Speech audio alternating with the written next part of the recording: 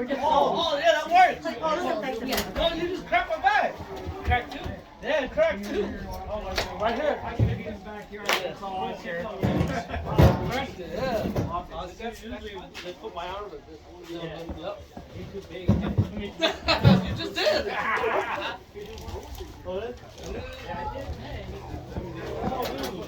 Hey, how can I start this without your phone? Whatever, you could. I just come in and out. Because I'll. It's not about me though, it's about me. Oh my God.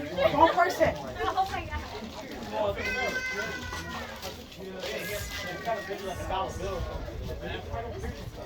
I don't care if I have a beer.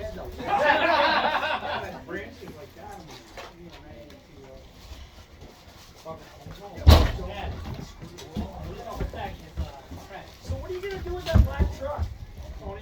Which one? That one? Yeah.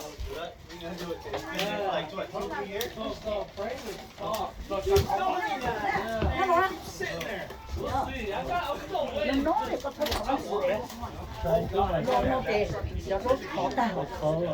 What's wrong with that truck? Now the motor is going to go. Cut You're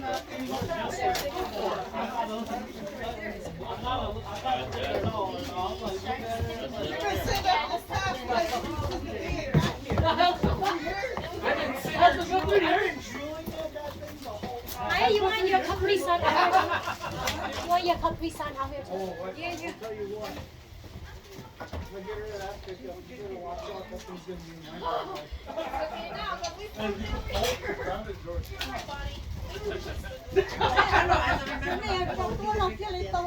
serious. We're not traditional movie. Man, the Frank's all rusted out. I'm like, no. Hey, Daddy. I sold that pickup line. I sold it. You can literally see holes through the frame, and the kid knew it. He knew that he died on one test drive. He knew everything on it. He still bought it for $4,500. I told you. Wow. He came back twice. Dad, I'm like, hey, I asked him. I asked for $5,000. And will you take anything less? You know what? I don't know how You to look do like you're trying to make your way. $4,500. It's cold up there. I went to the weather that week. All in cash. And that's in the It's not too bad, but it's still cold at night. A lot of crazy different ones. They tell you he's an Ethan. I'm gonna bring up. Don't make me I want to get rid of one of these two. 50 to have that. Those two lifts that drive me crazy, but those two lifts are they have That you have on your neighbor over there.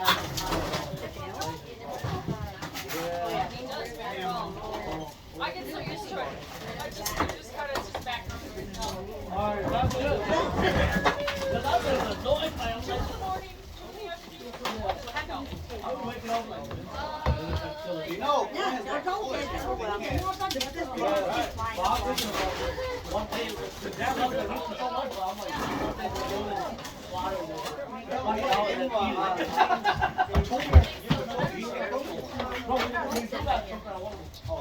Yeah, but it's alright. So, the lady, I'm like, We call them ladies. Yeah.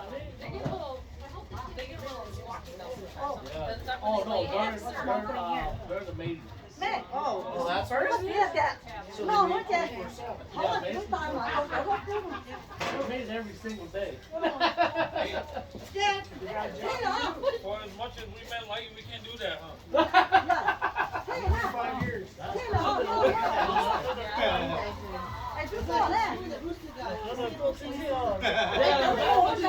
How's that work for me? Not very well. What's the 2 words when you get married? Yes. You're right. Sorry. I'm sorry. There's a lot of 2 words. Good job. No, I'm sorry. I'm sorry. 哦，我忙个做， I've learned after 25 years that 没做了。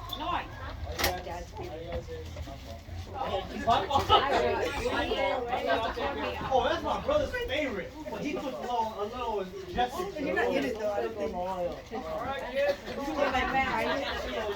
Oh, there you go. That's a good way to hide your face. Oh, em phải lúc nào chị má? Oh, kids. In này. Jumbo, what? Jumbo.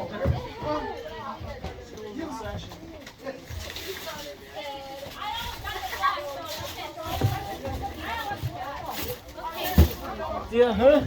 No, you should have gone out like Cho lần lần trong sữa.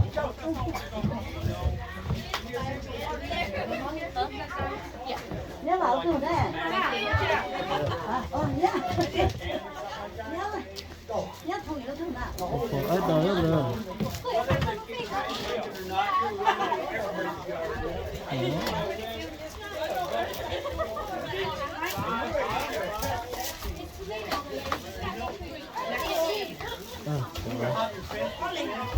Okay. Long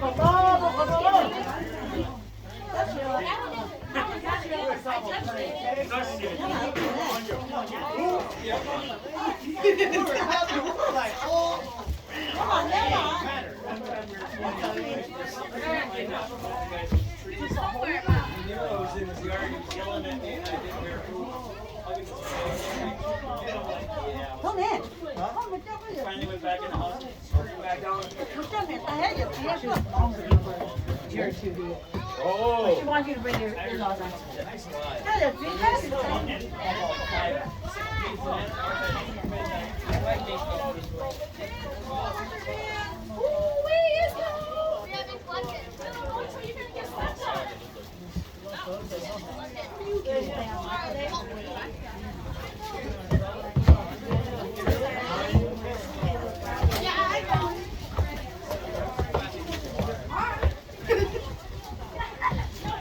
It's warmer than out here.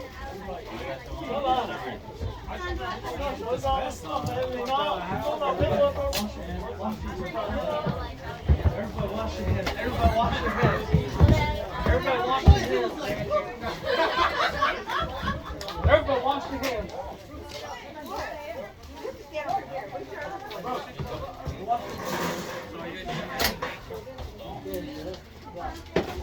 Go for me, go for me, go for me. Stand in front of me. Where's Marky?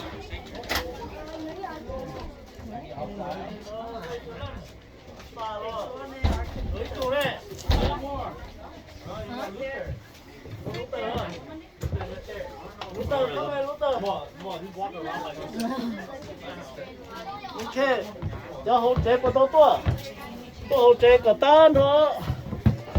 Okay.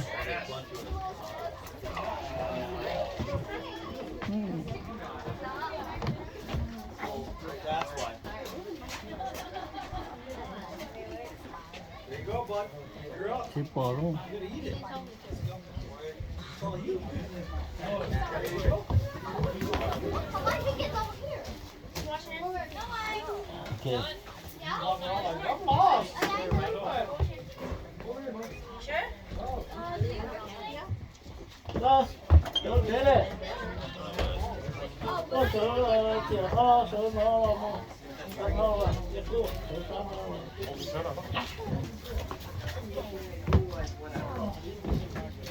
Oh boy. So is that your dad? You actually accept him?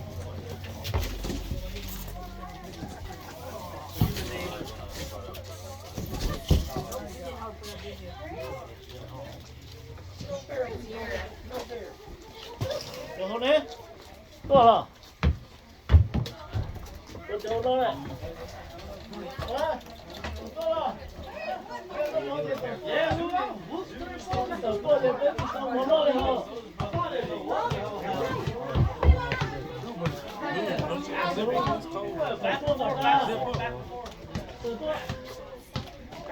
Từ từ nó chỉ to đấy.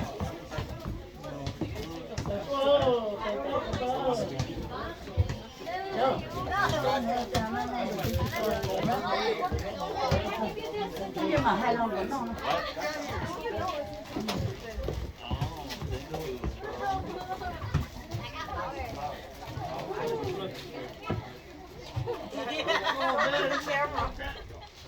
Ok.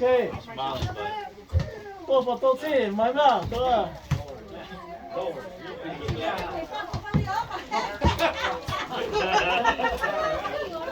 That works.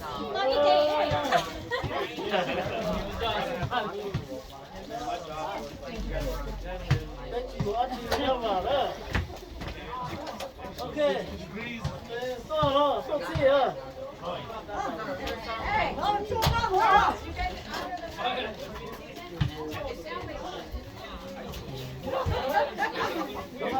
Mấy lò lù sức kìa, mấy lò. Tôi xuống con lò nó. Noah. It's okay.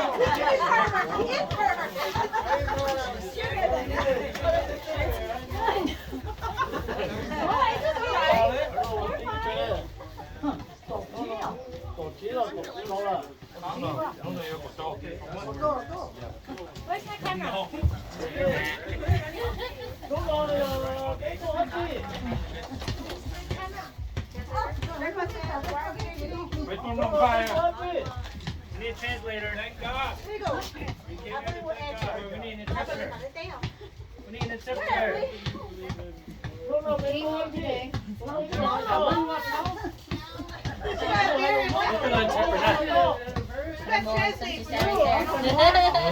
Down there, one temper, down there. You were with public relations, right? Oh, public relations are here. Grandpa says, why are we here today? Why are we here today, kids? What's the Occasion. celebration? Easter. And Easter, second home, first day. First night. It's what we.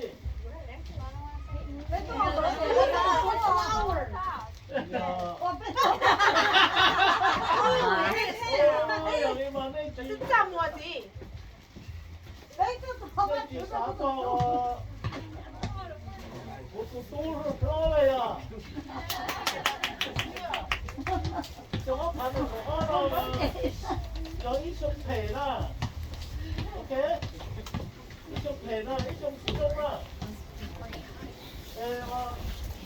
lúc nào cái tua rồi cái tua nữa cho cái công xe tua nữa cho cái chỉ tao ta chỉ hơn tao vào đó là con đu tới thấy rồi đấy bây giờ đu đấy mà tôi yeah It's not our time.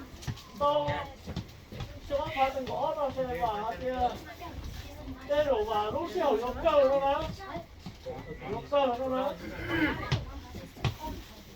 là我只知道不我吧，都是个人，我只是不我，然后吧，有那个我呢，这个没当到的是等要面对啦，有可能要我动作，给你容易找动没当好嘞，那个包里头吧，我动没那天我说 ，OK。giờ đi luôn mà ứ ôn thì nó bị ứ nhu và giờ tu nó mày ra giờ tu thầy nó đó mày ra nhau từ mày ra con đi bây giờ Got Chalo. He's right here.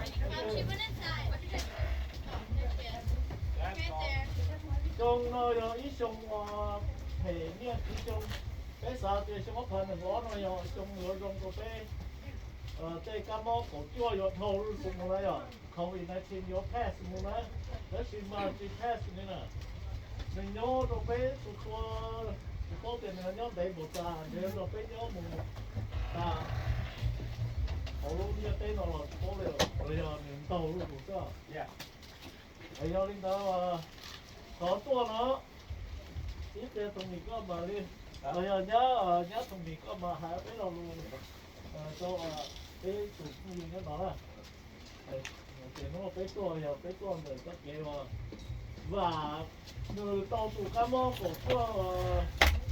December around Christmas đó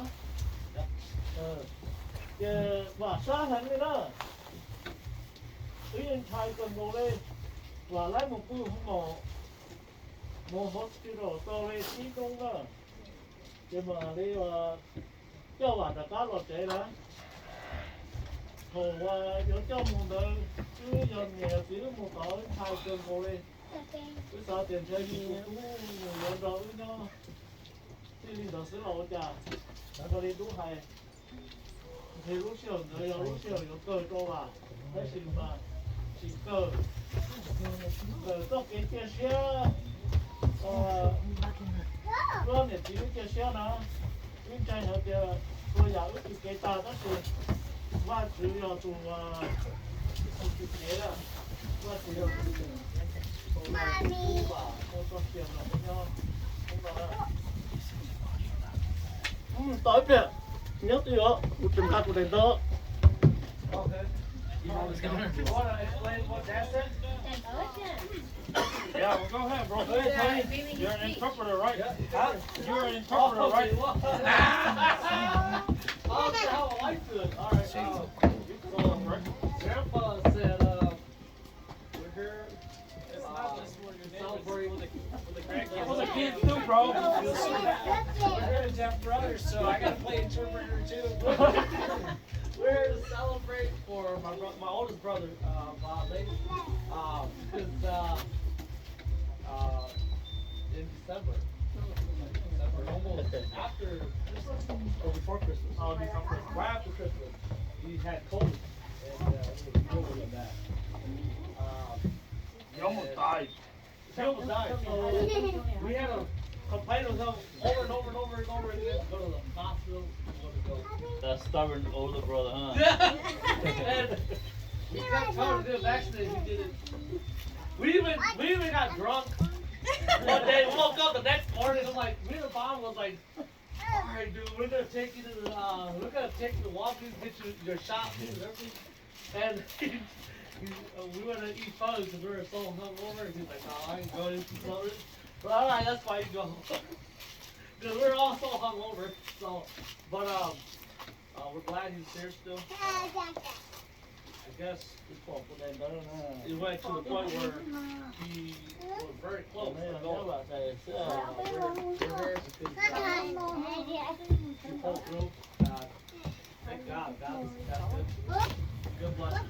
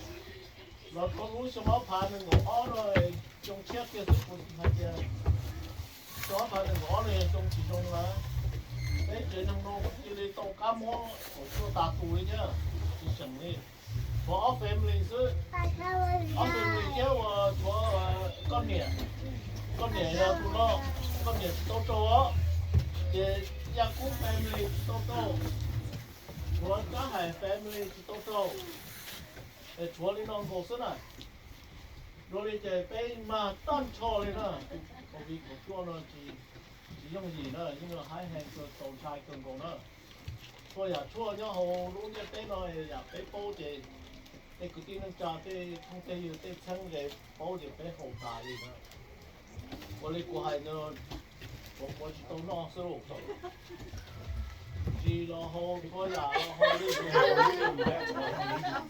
hồ ấy còn đông cái tiền cái hồ đó rồi người ta thì không hồ hey did you really think but small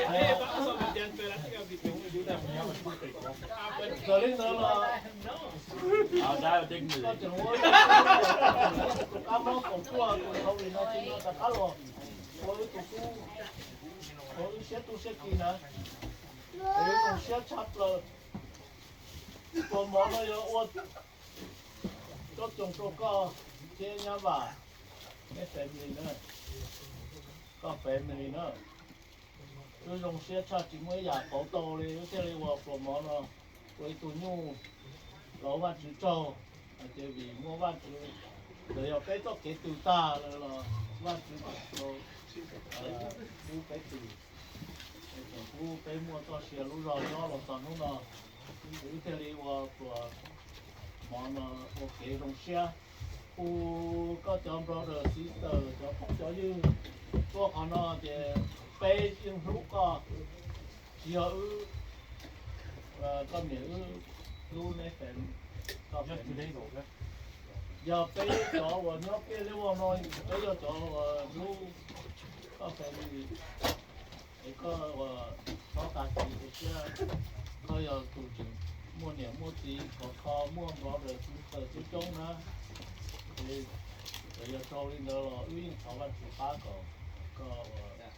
dùng tất cả rồi thì muốn có dùng coi nhưng cá món cũng cho là dùng xe cha của bạn chỉ cho họ trong cái nó thì hãy lo luôn họ thơ trong đời bạn chữ rồi chữ Giêsu có đối với mà ta chỉ chia sẻ là cái gì đối tượng cho sẻ rồi bạn chỉ có để đối họ có số nó có mò rồi đối tụ tú vào để người dùng cả cá lò nó còn món nó giờ qua cái dùng sẻ cho tụ tú vào sẽ nhớ vào rồi phải đi trong đời bạn chỉ có lên gì có tụ tú chỉ Giêsu mua huy chỉ sắp rồi nếu cho xe rồi và chỉ có tí lần xưa cứ hai lục bỏ thơ thì thơ từ vì mua có ta chỉ chia sẻ rồi lúc kia tây rồi là giờ mua tí tù giờ ba chỉ và thì ba tây giờ cái chia sẻ là ba chỉ giờ ba tây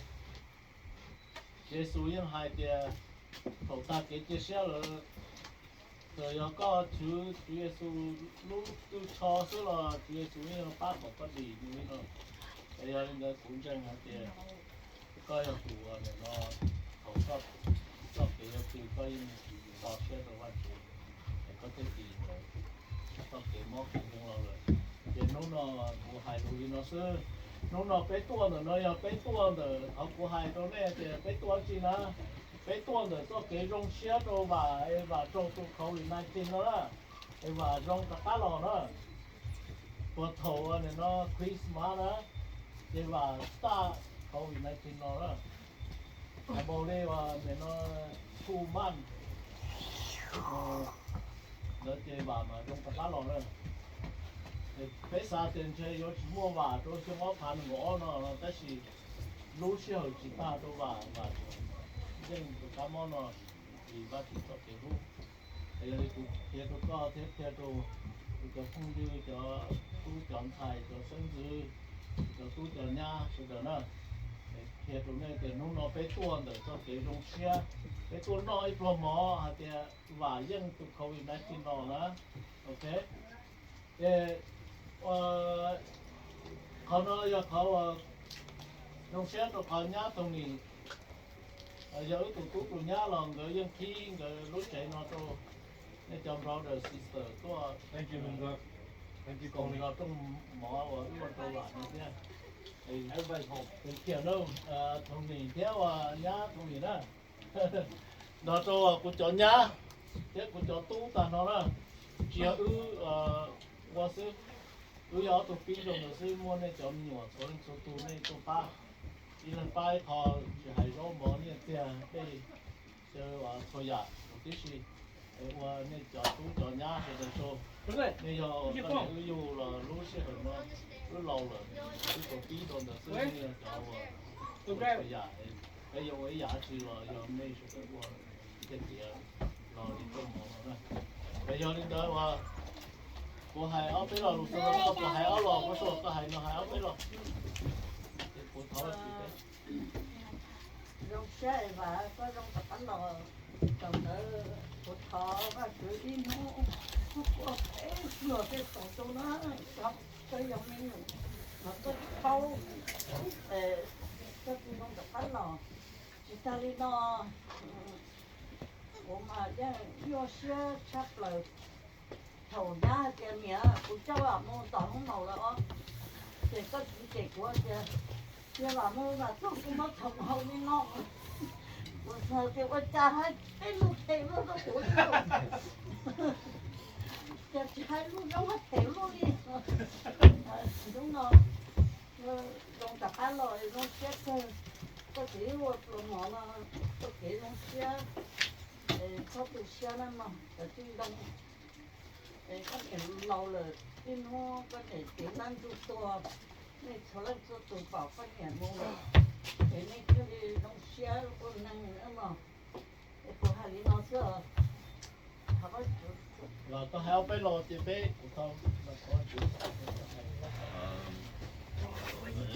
cho cái tiếng ở cho cái cái kia cho cái này cái đó này cho tụi bây giờ là tụi đi cái phát triển lúc xưa đi nó lúc xưaดูนี่บอกแกจะพออยู่ว่าเราจีเรายิ่งจงต้องดีดีเจต้องเชื่อยิ่งหุ่นเท่ายิ่งหุ่นลอยยิ่งเลี้ยงดีเจอยู่สารเราอยู่ที่เนี่ยแต่จะอยู่ที่เชื่อเขาจะ好เลยอยู่一些แต่อยู่在嘛就了อยู่เชื่ออยู่ที่มั่ว给在这个抓这个有些门这个所有家了有门那在ที่มั่ว那去的是那个只还ว่าจะยังปากกูจะกูต้องเชื่อให้เดียวกูจะไล่ตอนนี้กูซีเถอะตอนนี้ย้อนให้เรากูเกี่ยชิลูกเกี่ยกูต้องเชื่อขึ้นก่อนกูขอให้เดียวว่าเจ้าเนี่ยเชื่อเดี๋ยวที่ถ้ากูจะก็จะตัดสินเนาะ You just haven't drinking enough beer, that's all.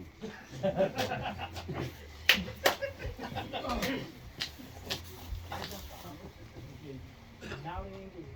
nhớ có một hai áo có hai nó áo bây giờ hai cái chỗ này một chỗ đó cho từ pháp vào cái kia cái vào cái tròn nó được em bây giờ tôi nhớ xe cha ít còn cái gì bây giờ tôi nhớ xe number e để có để lo nó có nhiều cái number o để lo họ nhá nhóc cỡ con gì Thank you so much. Tôi thấy những món xe theo luôn và nên ít dạng của nó do lý thế bé thả tôi chơi nó cũng tháo chữ cái bé nó món à bé cũng xe tôi quan chữ tôi tôi chữ trở sen tôi tôi quan chữ tôi chỉ tôi chỉ té chỉ tí nên tôi xe chụp phó tôi xe nhau họ luôn kia té nó tôi tôi chỉ để chỉ mua ít tôi nên dùng ý là số tôi những nhà trong tờ nhà ta nhà tờ nhưng tờ mình này vì có do tụi chữ có do tụi chỉ cái nó nên cái theo mua cái sự tờ chỉ ý à rồi giờ là mà chữ có những hạt thì cô này nó trên có tụi chia sẻ đâu có do chỉ phụ người ta cái chia sẻ giờ đi trong ốp phá nâng cầu đi tàu chỗ ốp phá nâng cầu nó nhiều tụ mình nhua tụ bà nhiều tụ lo nhiều tụ trâu tụ cá mò cầu chua nó nhiều sát cơm cầu có chỗ yếu nhiều tí ta kể chia sẻ tụ luôn kia té nó rồi đó là chuyện chuối kho với giờ có giờ tụ chữ kiểu sen có giờ tụ ba chữ và chỉ tụ chỉ té chỉ nó nên cho xe ít của trái à để có chuyện cũ kia ba họ ta kể chia sẻ rồi họ có té có chuyện cũ tối tụi mình nhớ trong thế gian của cá mò nó cả cá lọ và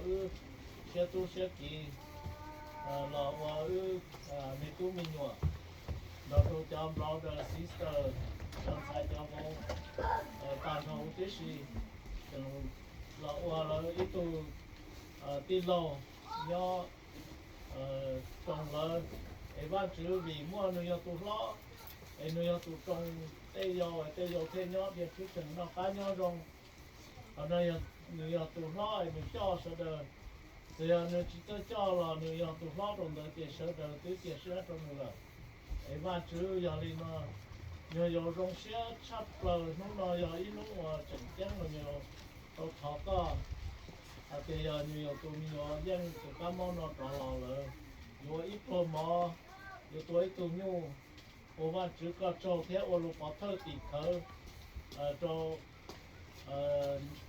nhiều giờ cho mi tú mi nhỏ cái thân tê dê cho được nó bây giờ đi nó hú nó ô lục có thơ tỷ thơ thì giờ tụ chữ ba rồi thì tiền để tụ tú là dân tụ cá món nó trò lò sẽ kỳ rồi để qua ban chữ có cho chăm rồi đó ban chữ bây giờ chữ vậy tụ để mua cô bà thế nhà bà người family vì tôi có lòng được có kế hú để cho để tu có lên tu cho thầy cho vô tàn cho hú tí si bên lu ở kia tôi có thể bên những lu và thế nhà bà người family cơm đồ để từ bên ba chục con người mỗi cha là bên thứ kia sẽ được có thứ ba trong và người dân rồi bây giờ lên tới mà có trâu và chứ lúc sau nó mua và thế nhá và người phải mình ít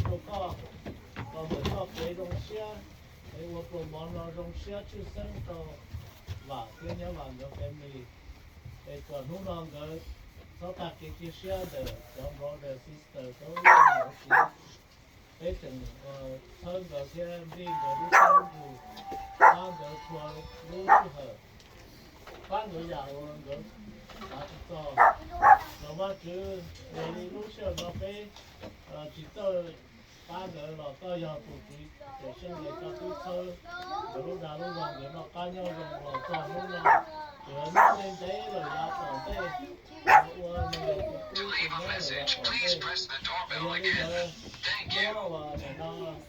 và thế nhau là rồi cái người nó phi có ok nó phải có tài của món nó rồi ít của món cái trong xe đồ và thế nhau là người để thổ phải tài nó là phải用cho có phải用từ bây giờ có cái cây họ tụi chị trở sang nhau luôn đa được cái thua luôn xe hở thế hai lục tài nó phải sẽ đời để thổ phải nó là phải用cho có để thua lên thua tu ở lúc nó cho tránh cho dây cho không cho dư tua còn phải trong bò một cái trong xe cho vài để nó có thấy là thua tu đa lúc đó có phải nó của bọn nó ta nhiều có mù nhiều bao nhiêu chế rồi mù đỡ mù cá xe luôn thì riêng thì rồi phải chở mua chai mua nhung cả cá sinh chí qua thì thằng mà chỉ có thôi của tu lúc đó lúc nó phải tua trong để nó để tu khi để sinh từ đó cho những dấu ở những tí cái gì để mua cái sự đó phi cho có mua trong món nó phi cho có cái nó làm được có cái nông xe có cái dân mỏ dân đừng có cái cá xe luôn amen amen go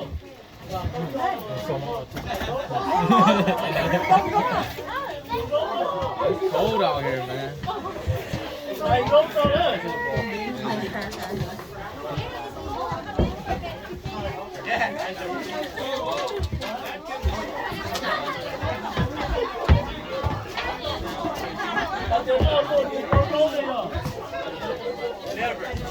Derek Presley doing all?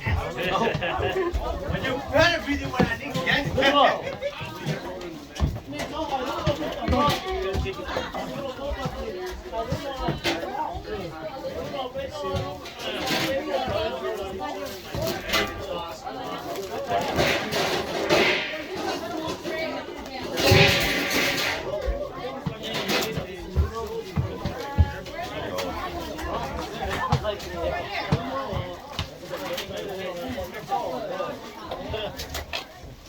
Okay, thank you. No, thank you.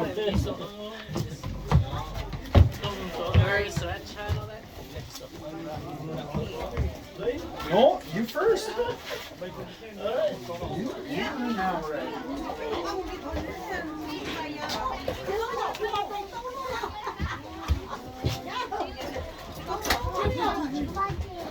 Get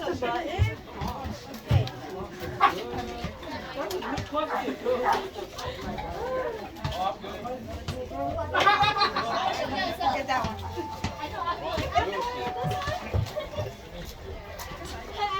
Okay, you make good. We can put them together. Almost take the same.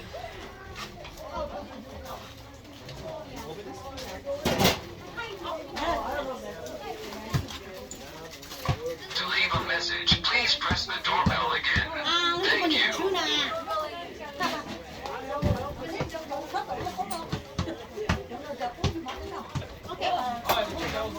Oh, right here. Right here. That's a good one.